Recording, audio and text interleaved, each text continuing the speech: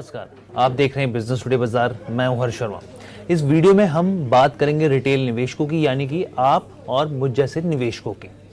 आप अक्सर इस तरह की बातें सुनते होंगे कि रिटेल निवेशकों को सबसे ज़्यादा नुकसान शेयर मार्केट में होता है, वो कई बार गलत फैसले ले लेते हैं। लेकिन अब हम आपके सामने कुछ ऐसे चौंकाने वाले आंकड़े रखने वाले हैं जिसे देखकर लगेगा कि रिटेल निवेशक बाजार में पैसा बनाने के गुण सीख रहे हैं। यहाँ पे वो बाजार के मिजाज को समझने लगे हैं। रिटेल निवेशक अब ज़्यादा मैच्योर हो गए हैं। 3 जून और 4 जून में जो बाजार में खेला हुआ उससे काफ़ी इंटरेस्टिंग आंकड़े सामने आए हैं।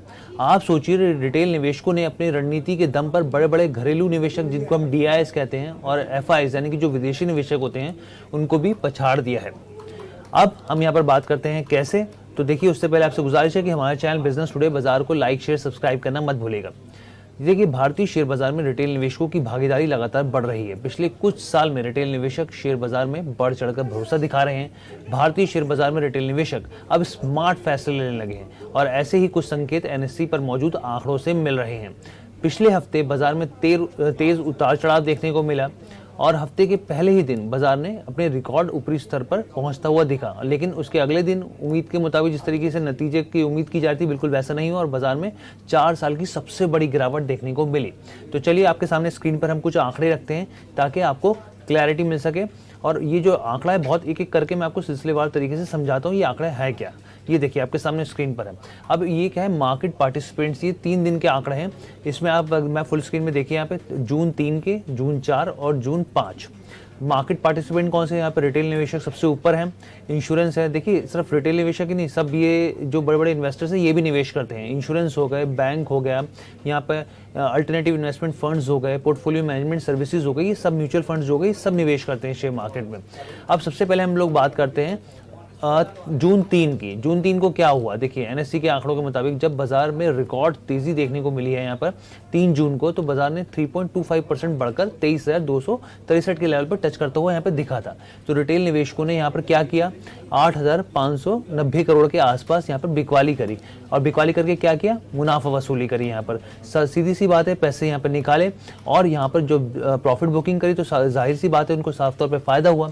इस साल लगातार बिकवाली कर रहे विदेशी निवेशकों ने भी इसी दिन यहाँ पे बिकवाली की है। यहाँ बिकवाली क्यों की गई है, क्योंकि देखिए ज़्यादातर निवेशक जो हैं ये मानकर चल रहे थे कि बाजार अपने ऑल टाइम हाई के नज़दीक है और ऐसे में शेयरों की तेज़ी के जरिए प्रॉफिट बुक किया जा सकता है। और ज़्यादातर निवेशक इंतजार भी कर रहे थे कि चुनाव नतीजों के आसपास पोर्टफोलियो को आधा खाली किया जा सकता है। तो ऐसा चीज़ें इस तरह की देखने को यहाँ पे मिली है।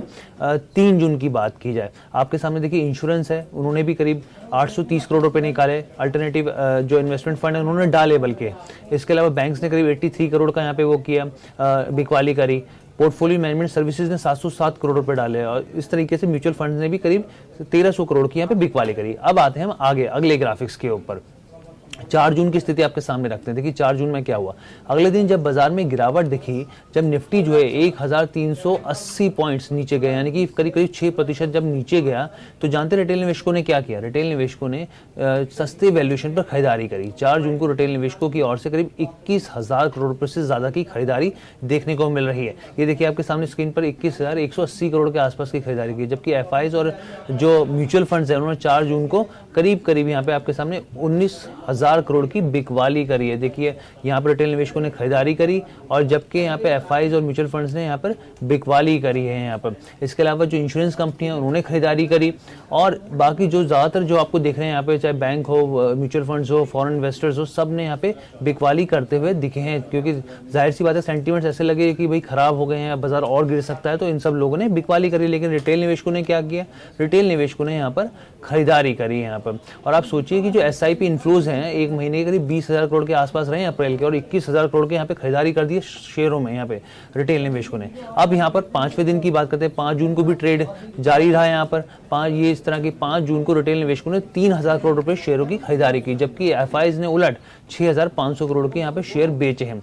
अब आप कल्पना कीजिए, एक बार मैं हाफ स्क्रीन पर आएंगे हम लोग एक बार, ताकि आपको और इस पे मैं चीज़ें समझा पाऊँ कि आपने देख लिया कि करीब रिटेल निवेशकों ने 3,000 करोड़ की जून 5 जून को यहाँ पे जो है खरीदारी करी है।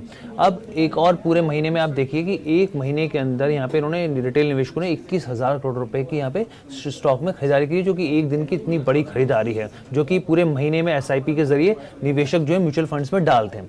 इस हिसाब से समझिए कि जो दिग्गज मार्केट एक्सपर्ट्स भी कह रहे हैं कि भारतीय रिटेल निवेशक अब ज्यादा समझदार और परिपक्व हो चुका है, और जो सिर्फ छोटी अवधि में बड़ा पैसा बनाने के लिए के बारे में सोच रहा है, बल्कि साथ में मौजूदा बाजार में लंबी अवधि के नजरिए से भी यहाँ पर दाव लगा रहा है। पिछले हफ्ते भी रिटेल निवेशकों की ओर से जो गिरावट में जो पूरी रणनीति रही, इसके हिसाब से समझिए तो डिप्स आया और उसमें उन्होंने खरीदारी करी और तेजी से फिर इन्होंने बिकवाली करी। तो ये पूरे हफ्ते का एक समीकरण रहा है। रणनीति मतलब ऐसे समय में और खासतौर पर कामयाब रही है जब बाजार ऑल टाइम हाई पे था, वहाँ पे उन्होंने प्रॉफिट बुकिंग कर ली, फिर बाजार नीचे आया 4 तारीख को, फिर उन्होंने यहाँ पे खरीदारी करी और उसके आगे भी अगले दिन भी खरीदारी करी।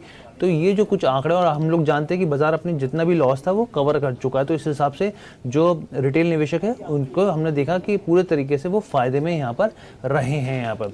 इसके अलावा अब हम लोग एक बार फुल स्क्रीन पर आते हैं, अगर मैं एक बार मुझे हाफ स्क्रीन पे काट के दिखा पाएँ तो मार्च 2020 तक देश में कुल करीब 4.08 करोड़ डीमेट खाते थे, करीब 4 करोड़ से ज़्यादा के डीमेट खाते थे, लेकिन अब ये संख्या बढ़कर करीब 15 करोड़ के पार निकल चुकी है। रिटेल निवेशक अब बाजार में गिरावट के दौरान अच्छी और फाइनेंशियल तौर पर मजबूत कंपनियों में खरीदारी के लिए आकर्षक मौके के तौर पर देखते हैं, और यही कारण है कि विदेशी निवेशक की ओर से बिकवाली के दौरान भी भारतीय बाजार लगातार रिकॉर्ड स्तर पर बनाने में कामयाब रहा है। तो आपके सामने ये आंकड़े थे बताने के लिए कि रिटेल निवेशकों ने कैसे FIs और DIs को एकदम चकमा दे दिया है, एकदम उनके साथ खेल करते हुए देखे। तो ये पूरी वीडियो आपको कैसी लगी, आप हमें कमेंट करके जरूर बताइएगा। बिजनेस टुडे बाजार के साथ जुड़ने के लिए धन्यवाद।